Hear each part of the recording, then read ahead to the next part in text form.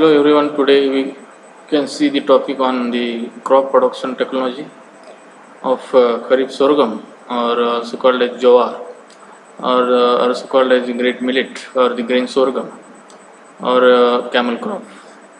Today topic is on the grain sorghum.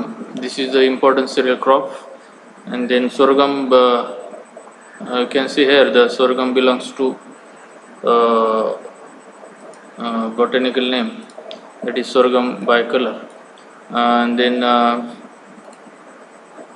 family belongs to, that is Gramine, and the origin of sorghum, that is Ethiopia or the Central Africa. Next one, we can see the area and distribution. In that, the important sorghum growing countries are India, China, Niger, Sudan, and the Argentina. And among the countries, India ranks first in terms of area and production of sorghum. And the states in India, the major sorghum growing states are the Maharashtra, Andhra Pradesh, Karnataka, Madhya Pradesh, Gujarat, Tamil Nadu, Rajasthan, and the Uttar Pradesh. Among the states, the Maharashtra ranks first in terms of area and production of sorghum. Next one, economic importance or the uses of sorghum.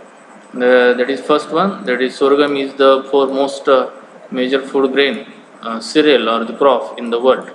Then sorghum being the major source of staple food for the humans, and also the serve as the important source of cattle feed and the fodder. And major, that is sorghum crop at seedling stage is can't feed to directly to cattle because of it contains the hydrocyanic acid or the prussic acid, which is poisonous to the animal or the cattle. And then sorghum has the greater potential to withstand under drought. This is the only one crop on earth which can withstand under the excessive moisture condition, as well as the withstand under the drought or moisture stress condition. That's why the sorghum is also called as the camel crop, as its performance is better under moisture stress or excessive moisture conditions. That's why it is called as camel or the drought resistant crop. And then sorghum grains are eaten mainly by in the form of preparing the flour, and afterwards preparing bakris and the papad as well as roti. This is a popularly products which will be prepared in India, that is the bakri or the papad or the roti. And this is the sorghum is majorly the sorghum grains are used as a feed for the poultry and cattle. And then sorghum grains contain 10 to 12% protein and 3% fat and 70% carbohydrate. And then sorghum grains are very popularly used in the feeding program for the dairy cattle as well as the poultry, because the sorghum grains are rich source of the protein, that is 10 to 12%, 3% fat and 70% carbohydrate, which is the valuable feed for dairy or the milk cattle and the poultry. These are the economic importance of or the uses of sorghum. That is, the sorghum is the major staple food or the cereal crop in the world, next to the wheat, rice, maize. And then sorghum being the major source of staple food for the humans and the important source of cattle feed and the fodder. And the sorghum crop is mainly grown as the green fodder as well as the dry fodder. This is popularly used for the milk and dairy cattle. And then sorghum crop at seedling stage can't feed directly to cattle because it contains the hydrocyanic acid and the prussic acid, which is the poisonous or hazardous to the health of the animal. And the sorghum has a greater potential to adapt under the drought or the excessive moisture conditions. That's why it is called as the camel crop or drought resistant crop. And the sorghum crop is eaten mainly in the form of flour making and also preparing the bhakris, papad or roti. In India, this is a majorly popularly prepare the in the prepare the bhakris or the papad or roti. And then sorghum grains are mainly used as feed for poultry and the cattle. And the protein content that is 10 to 12%. And then fat 3% and 70% carbohydrate. And this is popularly used in the feeding program for the dairy cattle and the poultry. Next point, that is the ecological conditions or the soil and climate. As the soil requirement for cultivation of sorghum, that is the sorghum crop mainly grown in a wide range or variety of soils. There is no need to grow a specific or to require a specific type of soil. They can grow under different types of soils. The soil should be sandy loam to clay loam soils are ideal for the sorghum cultivation. And as the soil is well drained and fertile, is very suitable for cultivation of sorghum, and the soil should have the high water holding capacity, especially in drought or moisture-stress conditions. And then soil should be free from the water logging conditions, and the pH range should be 6.5 to 7.5. This is the ideal soil conditions, soil requirement for cultivation of sorghum. Next one, the climate. The climate climatic requirement for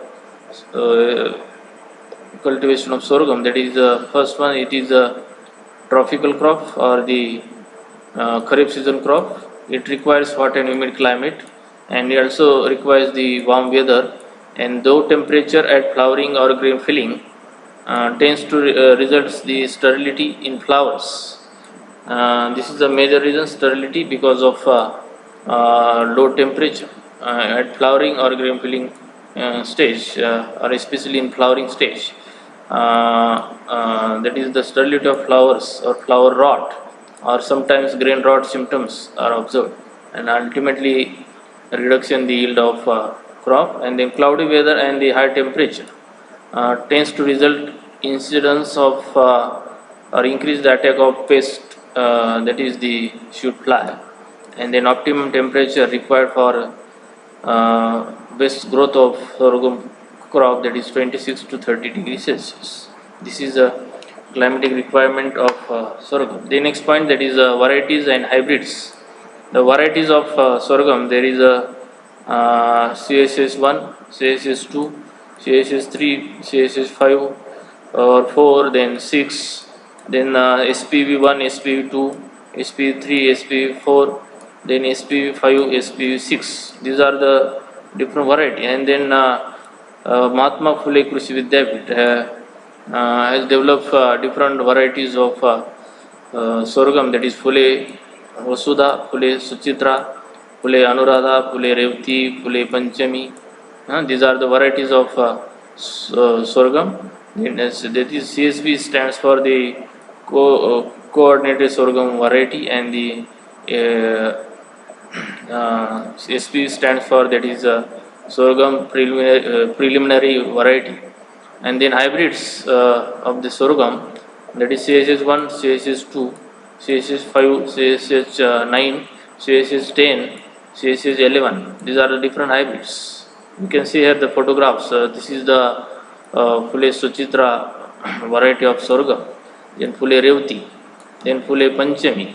Then these are the all CSS, that is hybrid ones. CS 16, 14, 15, 25.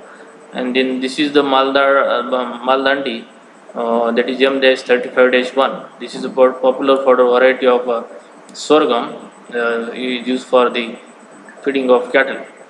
And then this is the so the Phule Revati.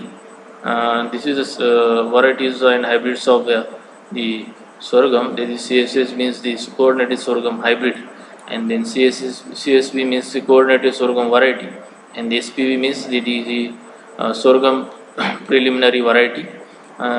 These are the varieties and hybrids of sorghum.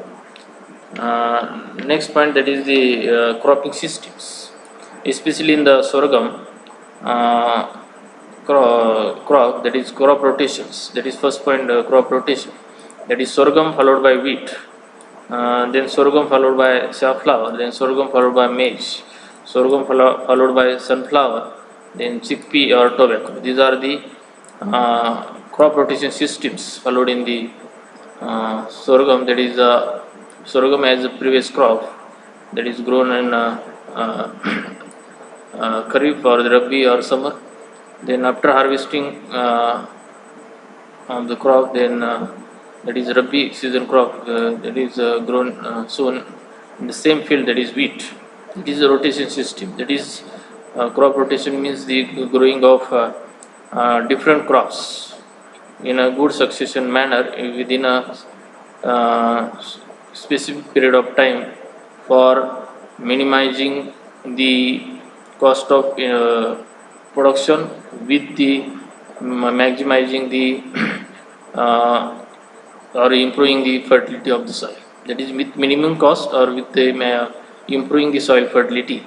We have to follow the crop rotation systems. Then next point, that is intercropping systems, especially popular intercropping systems in sorghum or the popular intercrop. That is the, I can see here, the sorghum plus pigeon pea.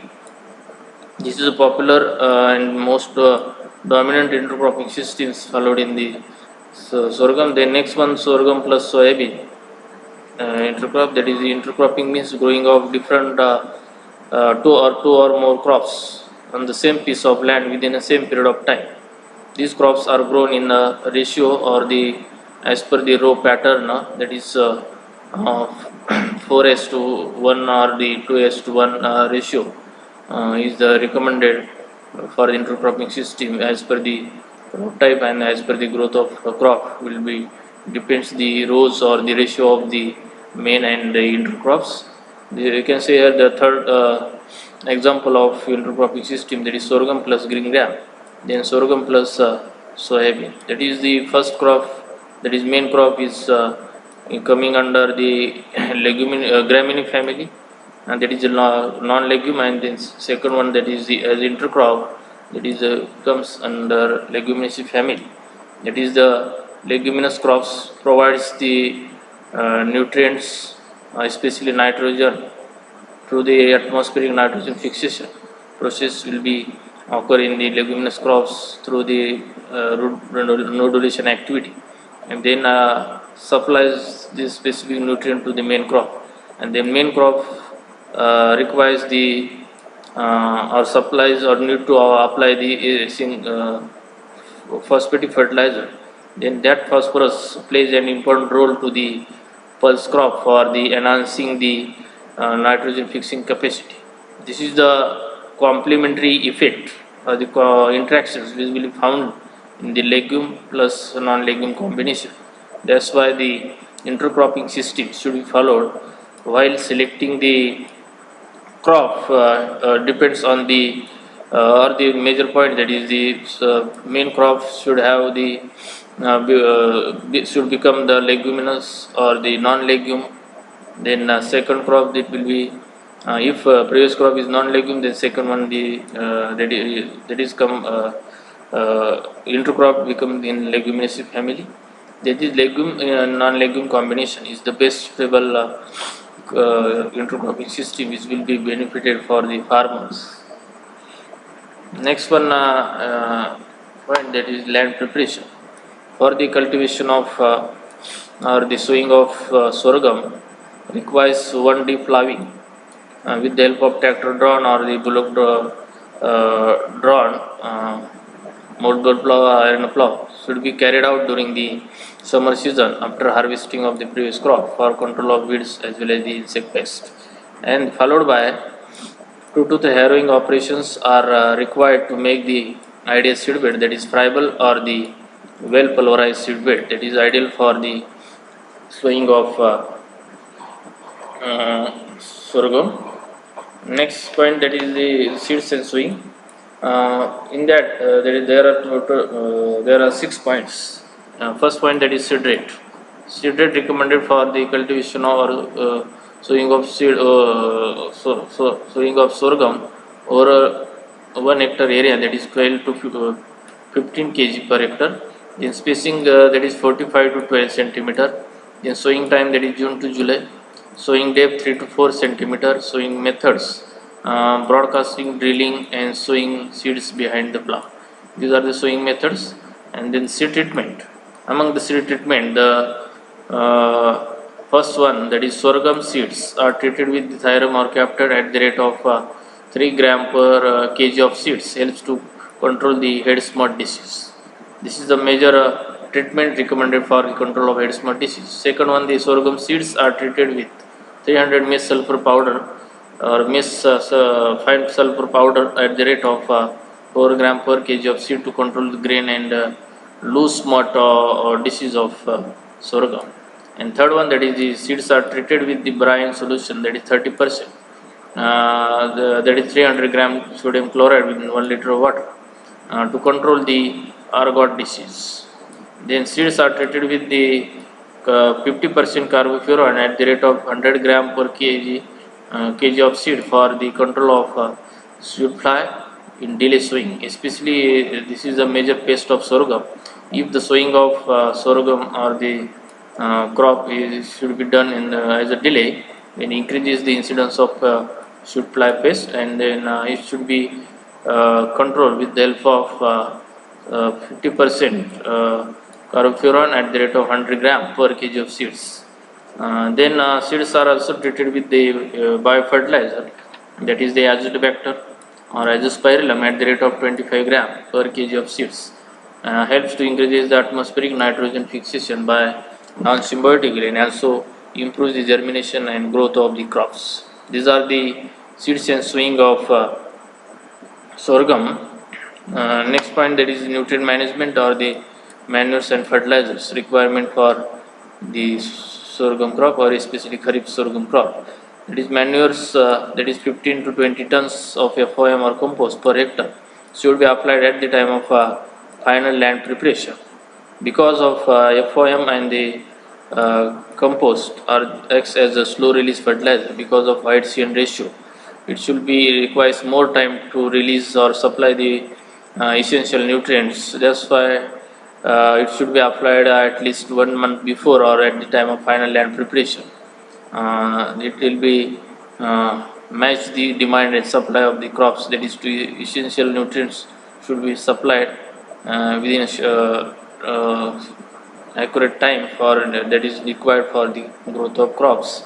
Then recommended dose of fertilizer for the sorghum, that is 150-40 kg NPK per hectare or 120-60-40 or 120-60-40 kg NPK per hectare. This is a recommended dose for the cultivation of kharif sorghum or the sorghum. Among this dose of NPK, that is half dose of nitrogen and full dose of PNK should be applied at the time of sowing, and remaining half dose of nitrogen should be applied at the time of panicle initiation stage. This is a highly responsive stage when there is a need to apply the nitrogen in a top dress form or in the top dressing to fulfill the nutrient requirement or to meet the demands of nitrogen, and the remaining dose of this P and K should be applied once at a time. That is at the time of sowing.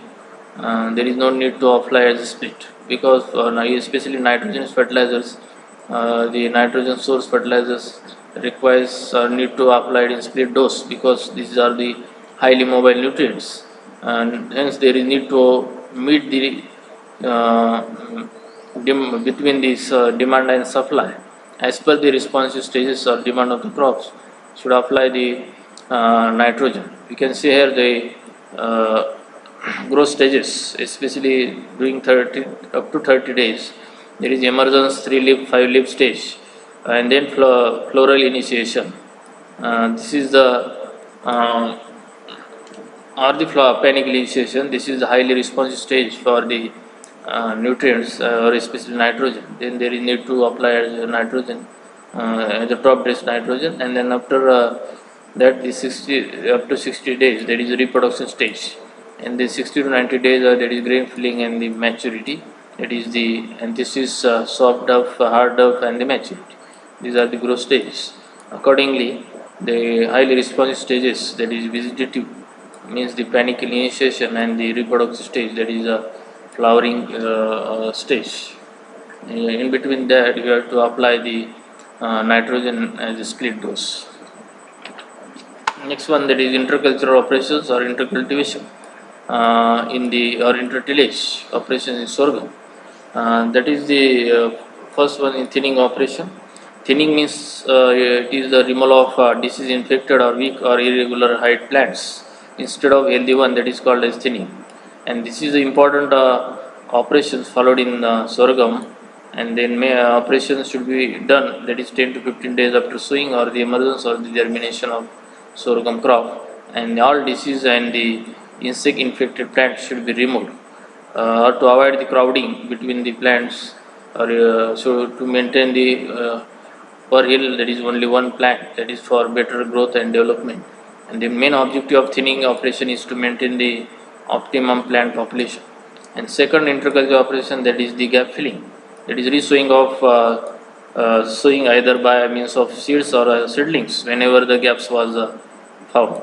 And this gap filling operation is also important for in sorghum cultivation, and the this gap filling operation is also should be carried out during 10 to 15 days after sowing or the emergence or the germination. And the main objective of gap filling operation, that is to maintain the optimum plant population. These are the two important interculture operations followed in the recommended in sorghum. And next one, that is water requirement, the water management or irrigation requirement of the sorghum crop. That is sorghum is a drought resistant crop and also grown in Kharif season. If rains are received properly or timely, then there is no need to need of irrigation. If the rains are delayed or late, then should apply irrigation at critical growth stages such as the seedling stage. Then this is a photograph of seedling stage. And then flag leaf stage, that is very sensitive stage or critical growth stage for irrigation, that is the flag leaf. This one is the flag leaf stage. Then third one, that is panicle initiation, that is the before initiation of panicle or that time of panicle initiation, you should apply the irrigation. These are the two important critical growth stages of sorghum. And then flowering stage, then grain filling, milking, and duct stage. Among these stages, the most critical growth stage of sorghum for irrigation, that is the flag leaf stage. And hardly the sorghum requires 1 to 2 irrigations because of sorghum being a drought resistant crop, or it produces silica when the field shows the moisture trace, or soil shows the moisture trace. At that time the silica is produced from the sorghum roots, releases from the into the soil, and make the its canopy as a erectophile, that is parallel to solar radiations, and it will be helpful for the reduce the evaporation losses, as well as the at the lower or upper leaf of the sorghum produces the secretes the waxy layer. With the help of this waxy layer, reduces the transpiration losses. As the transpiration losses of the crop is reduces, it helps to be maintain the water balance in the plants, and it can withstand or adapt under the moisture stress or the less moisture conditions. That's why it is called as camel or the drought resistant crops. And next one, the weed management, especially in the sorghum, major weeds, that is the partial root parasitic weed found in the sorghum, that is striga. This one, the red color flower, that is called as striga, that is the grows at the same place, that is the in between the or at the same place, or the depends on or partially depends on the for their nourishment on the for the sorghum crop. And this is the major weed which will be found in the sorghum. And then other weeds, that is Chinocloa colonum and the Crusgalli, then Ilusine indica, Cyprus rotundus, Cynodon dactylon. These are the commonly found weeds of the sorghum. And this striga will majorly controlled or can be controlled by means of crop rotation or by means of the strigol or ethylene spray. Strigol or the ethylene spray you have to uh, use as control measure for the especially striga weed. This is majorly shows the higher dormant then dormant under the uh, off season, and then afterwards the during the uh, crop season it will be germinate uh, or depends on the major crop, or will be greatly compete with the growth of major crop regarding the nutrients. That's why it is majorly called as the partial root parasitic uh, weed found in the sorghum, and this is can be controlled with the help of crop rotation or by means of the strigol or the ethylene spray. The sorghum crop required one hoeing and the 2 to 3 hand weeding operations for the control of weeds, and then if hand weeding is not possible, then should spray the herbicide like atrazine. This is a selective herbicide used in the sorghum for control of weeds at the rate of 1 kg active ingredient per hectare. Next one, the plant protection. In that is pest and diseases. First one, the pest. There are different pests of sorghum. The among pest that is major pest one, that is the shoot fly. This is the shoot fly which shows the symptoms, that is dead hurts symptoms are should be shown in the field. That is the incidence of shoot fly. Then stem borer, that is the make the holes on the stem and feeding on the inert matter, and shows the holes on the stem, and also the feeding on the inert matter of the stem, and that is called a stem turning. And the pink borer, that is pink in color, which shows which can feed the leaves as well as inert matter of the stem, and then secrete the excrete outside the plant, and then or the stem, and then rib roller, and then hairy caterpillar. This is the hairy caterpillar pest found in the sorghum. Among the different pests, the shoot fly pest can be controlled only by the way of timely sowing. The it should be followed the optimum time of sowing. If sowing is delayed, the incidence of shoot fly pest will be increased. Then control measures, there is spraying of the endosulfan 35 EC, then application of Forate at the rate of 15 kg per hectare helps to control the shoot fly, and then collect and destroy the pest infected plant parts. They spray the crop with carbaryl at the rate of 1 liter in 1000 liter of water.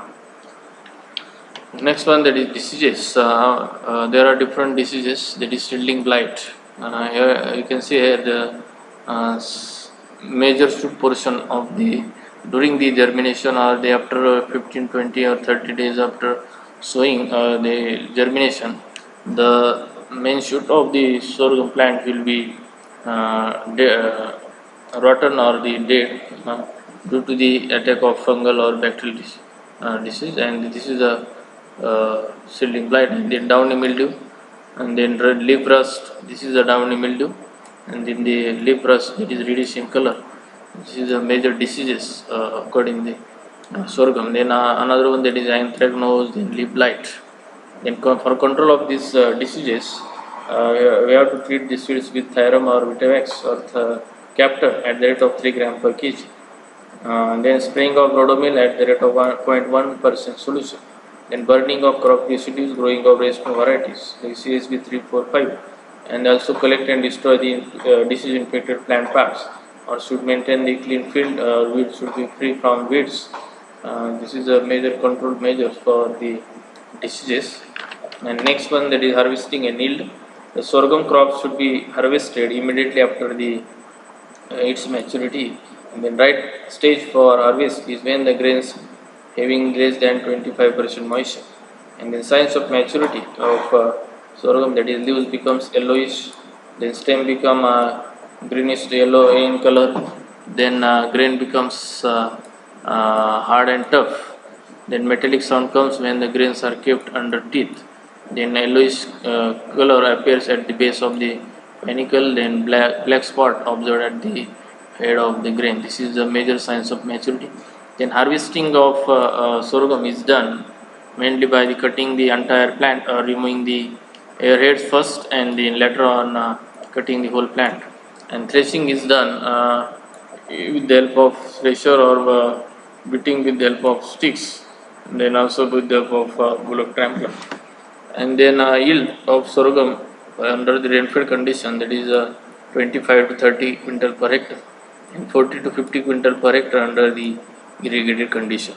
This is today's topic regarding the crop production technology of Kharif sorghum. Thank you.